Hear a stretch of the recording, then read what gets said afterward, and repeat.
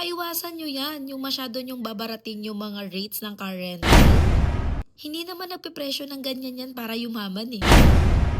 Ibigay nyo ng tama yung presyo para hindi naman maapektuhan yung mga ibang car owners. Masyadong controversial ngayon yung presyo ng mga car rental sa social media. So, ang dami kong nababasa kahit sa mga groups and hindi ko pa naman siya nararanasan na ilobol yung mga pricing ng rates ng sasakyan natin, no? Pero may nag-comment sa atin, so basahin nyo na lang. Ang sabi ni Sir is masyado daw mataas yung rates natin compare sa ibang car rental. So gets ko naman si Sir kasi kinuwento niya din na meron daw siyang narentahan na ito yung presyo. Tapos, unlimited mileage din daw and can drive anywhere in Luzon. So, halos similar talaga sa atin. Guys, hindi po ganon magpresyo ng isang produkto sa negosyo. Hindi ka magke-create ng product na kukunin mo lang yung presyo sa kapitbahay mo or sa kaparehong negosyo. Kasi magkaiba po yung expenses ninyo and kung paano yung operations ninyo. Kakaiwasan nyo yan, yung masyado nyong babarating yung mga rates ng car rental. Hindi naman nagpipresyo ng ganyan yan para yumaman eh. Yung presyo nila is para ma-survive yung business at para magtagal sila.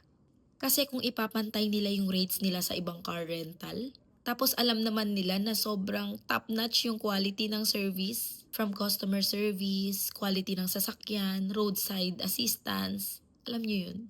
Mako-compromise lahat yun guys.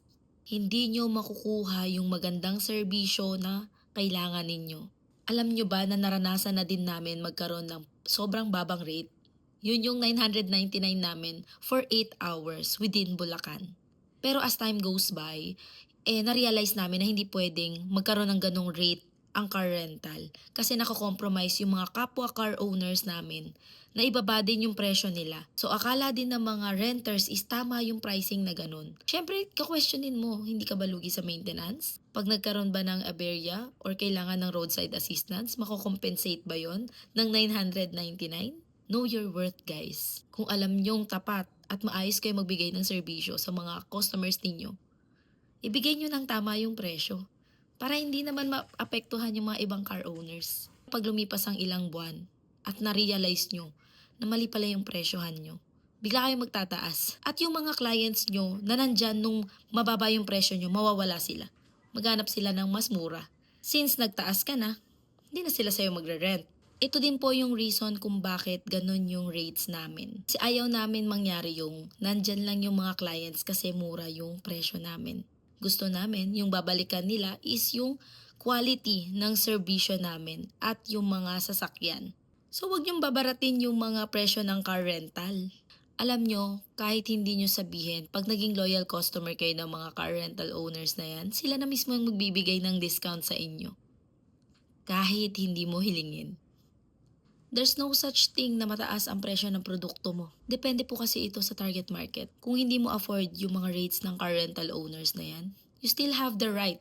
You have the full right para maghanap pa ng ibang car rental na fit sa budget mo. Yun lang naman, kumbaga respetuhin na lang natin yung mga presyo ng mga business owners na yan. Kaya guys, maulan ngayon. Reminder lang sa mga nagrent na sasakyan, please lang wag nyo ipilit na ilusong sa bahay yung sasakyan na nirentahan ninyo para iwas abala. Yun lang, ingat sa biyahe.